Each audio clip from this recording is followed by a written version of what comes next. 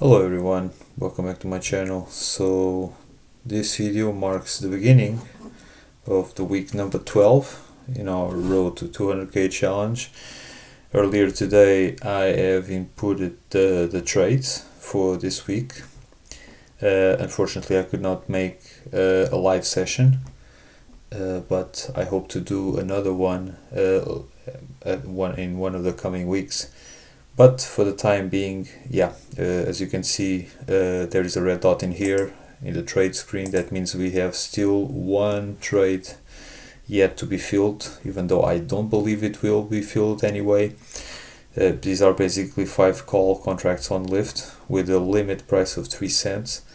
But given the fact that the stock is currently down 3.6% for the day, I'm almost positive that these contracts will not be sold, and so I'm not going to bring down the limit price to 2 cents or even further down. And the reason is that because the price now is down for 3.6%, it may be possible that there is a recovery either tomorrow or in one of the coming days, and in that case the price of the calls will go up, and then I will be able to sell these calls at a higher price than just 2 cents or even further down. And so if this trade is not filled up, I will not lower the price and wait and see what happens in the coming days.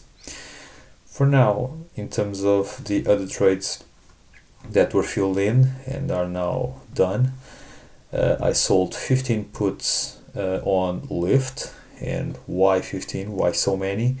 Basically because given the fact that we have an average price of $14.50 for the lift stock, by acquiring 1,500 more shares at the price of 12.5, the average cost of acquisition of the shares, of the 2,000 shares that I would have at that point, would be exactly $13.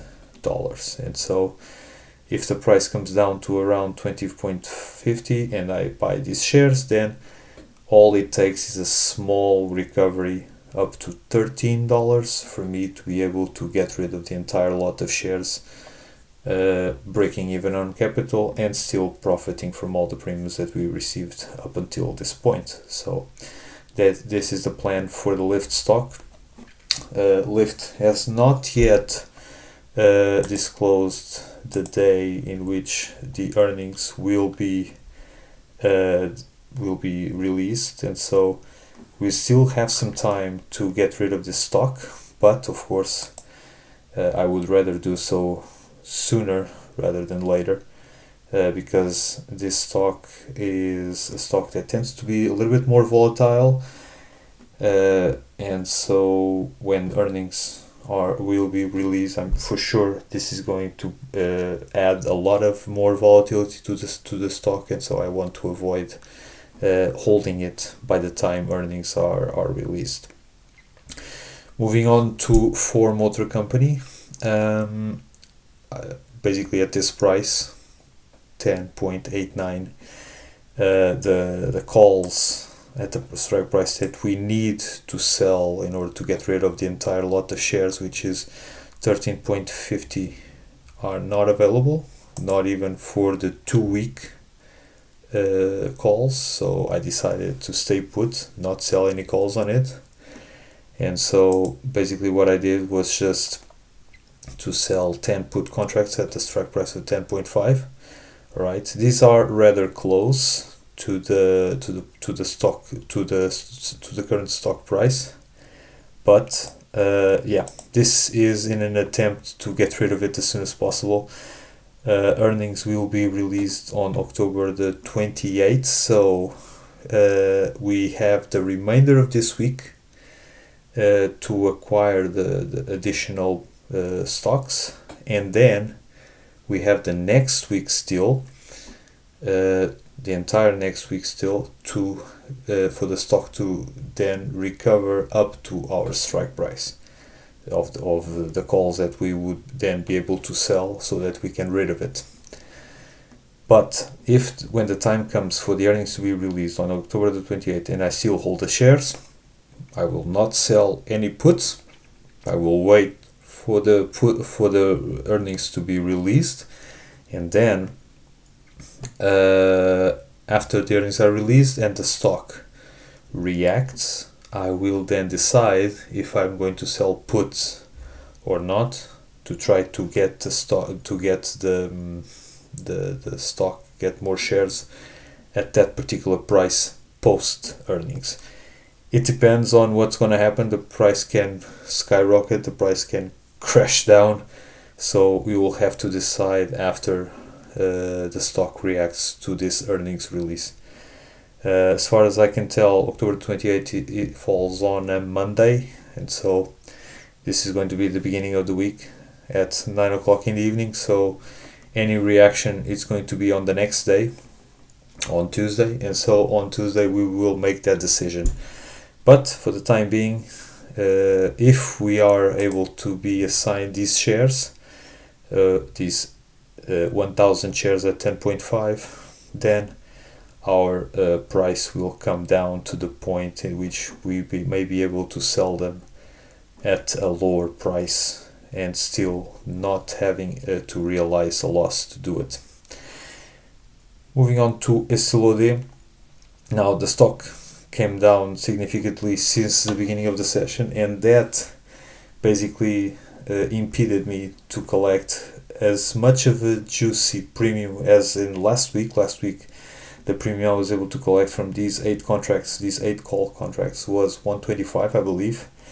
This week, because the stock basically came crashing down, we were not able to get anywhere near that premium, so this is almost half of that, 75 cents. But still, it's a pretty good premium given the price of the stock. And yeah, I cannot go any further down on the strike price of 98 because our current price of acquisition is 97.75, and so yeah, basically I had to sell these 8 contracts and see if this is enough for us to get rid of these shares. The earnings of SLOD are coming on October the 31st, so it's going to be 2 weeks after today, alright, and so we have to wait and see what happens. So basically we have this week and the following week to sell the shares before the earnings, so we'll have to wait and see what happens. And also because SLOD consumes a lot of capital because of the stock price is very high, I did not have enough buying power to sell more puts on the stock to an extent that would allow us to lower our acquisition price, average acquisition price, low enough to merit selling some puts. And also because selling puts with a strike price of 93 or 92 probably would not make much of a difference on our average price of 97.75, so I decided not to sell any puts on it and just sold the calls. Now on to American Airlines. When I sold these puts, when at the time I basically made this trade, the stock price was hovering around 1160 and 1155, and so because of that I decided not to sell the puts at 1150. I decided to go a little bit further down to 11, alright, and if this happens to succeed, we'll be able to bring our average price from 13.72 to around 12.20, 12.30, something like that. And so by doing that, we'll be able to on the following week we will be able to try to sell our stocks at a strike of 12.5 and still try to get some capital gain. Now we have to keep in mind that this will be the last week in which we could potentially sell our shares before the earnings come up. So at this time it's going to be impossible to avoid not having the stock while these earnings are released. So basically the plan is like the other ones, we're going to wait, not trade any options on this stock at the beginning of the following week. Let's wait for Thursday, October the 24th, see how the market reacts to the earnings. There is still 1 hour left or half an hour left until the end of the trading day when by the time American Airlines releases earnings. I'm not sure when the market closes in the United States, whether it's at 4 o'clock or 3:30 or 4:30. I'm not really sure, but in any case, let's just wait, see how the market reacts. We then have the entire day of Friday to try to do something, either sell more puts, or if the price skyrockets, of course the puts we have will expire worthless. I'm not having any contracts at that time, but if the price skyrockets, we can still sell some calls on it at the strike price of 14, because our average price of acquisition is 13.72. If the price comes down, we'll try to sell some puts, try to acquire more stock at a much lower price, lower the average price, and then try to get rid of the stock at a lower price. And so basically this was the reasoning for the shares, all right, for the puts we sold. Now, because I still had some buying power left, and all of the puts that we sold were not that profitable, all right, I decided to look for another opportunities.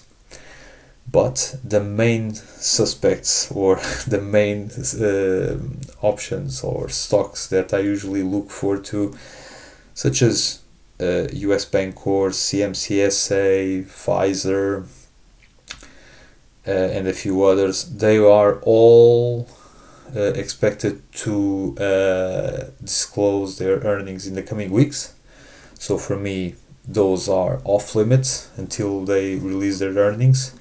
Right, because if you are not aware up until this point, the strategy we are trying to pursue, the wheel strategy, because we are selling contracts, either selling puts or selling calls, we are betting that volatility will be low during the life of these options. Earnings are a volatility event. It's an event that sparks up volatility, and so because of that, we want to avoid having either short positions on puts or calls while volatility events are expected to come. And so because of that, we want to avoid this as much as possible, even though, of course, for most of these stocks, earnings are 1 week away or 2 weeks away, so potentially there will still be some time for us to get rid of it at the next week, but the stock would have to recover, and if the recovery does not come, basically we run the risk of having to go through the earnings with the stock in our portfolio, and if we can avoid that, so much for the better. And just an example for you is, for example, Ford Motor Company. I sold some puts on Ford Motor Company. I sold 4 puts, and we were 2 or 3 weeks away, if I'm not mistaken, from earnings. The stock, the puts were assigned. I had to buy these 400 shares. I was not able to sell these shares before the earnings, and when the earnings were released, the stock basically crashed, and to this day I'm still holding the shares. So in order to avoid all of this work to having to try to get rid of stocks without realizing a capital loss, let's just try to stay away from stocks that are expected to release earnings, all right? And so that's why I stayed away from all of these stocks that I like, good quality stocks, but because they have the earnings coming up, yeah, it's a no-no for us. So I decided to go for Bath and Body Works (BBWY). So far, they don't have any earnings to scheduled to be released. Of course, eventually they will release some earnings, but because up until this point, and today is October the 14th, there are no scheduled earnings release. So probably their earnings release will be later on. So that gives us more time to get rid of it if we end up being assigned. And the profitability was not that great, not that significant, but it was still good given the strike price of 30. Currently the stock is hovering around 31. It's been coming down throughout the day.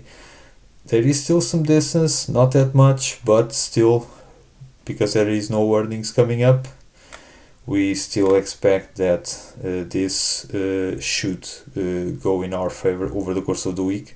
Of course, as you can see also as well, I also picked this stock because this stock is a good quality stock.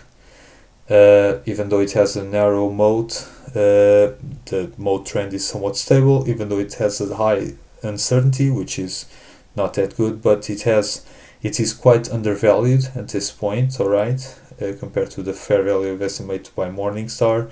It's a 5-star stock, so I decided to go for it, and it's only for a week, so let's hope this trade will work out. And yeah, this is it. Of course, we will monitor our portfolio over the coming days up until the end of the week, and if we see that there are any trades that may be worth to do, for example, when puts go down to the price of 1 cent, we will simply buy those back and sell more puts on something else. We see that, of course, because American Airlines, for example, is going up slightly, the price of these puts are coming a little bit down. So if it comes down any further, or for example, Ford Motor Company are currently trading at 2 cents because now the stock is rising quite a lot. Yeah, we will see, and we will make the trade, basically buy back and use the collateral to sell more puts and earn more premiums. But for the time being, let's just input our trades in our scoreboard. Let's start as always with our covered calls, alright, and so let's start by inputting the Estée Lauder. So today is 14 and October the 14th, so this is it. The stock the put will mature on Friday, October the 18th, alright. So this is Estée Lauder stock, this is a covered call, the strike price is 98, we sold 8 contracts. Basically what we are going to do is copy this entire formula here, because this is our actual collateral, not this one, right? It's a little bit less, but this is it. And we sold our calls at the price of 75 cents, and the commission, if I'm not mistaken, we received a credit. Let's see, and indeed, and a quite hefty one, $2.34 in credit. Don't ask me why, but apparently, yeah, it happened, and it's always good. So once again, now let's going for our covered puts, right? Let's start with our American Airlines cash covered puts.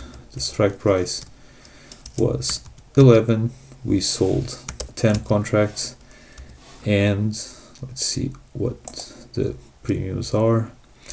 Yeah, 6 cents, as you can see here, and also here. So we sold 10, so it's 5 here and another 5 here. This was always, actually I remember that I had to reduce the premiums, the price a bit. So let's see, this is the average. So let's pick up our calculator and see. So basically it's 6 cents for 5 contracts. So 6 times 5,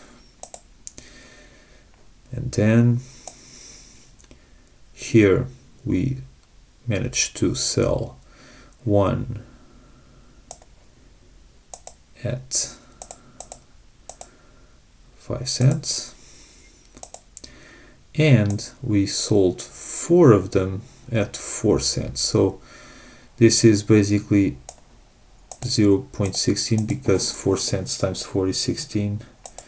This is it, and we sold 10 contracts, which is going to give you 5 cents and 1. Alright, so let's just put the entire number, because even though this is a 3 decimal places, we're going to bring this down, and now we need to see what is the total of fees that we paid. So it was 278 plus 106 plus 1.19, which is a sum of 1.14 plus 5 cents. Alright, so it's 5.03, as you can see here. This is done. Now again,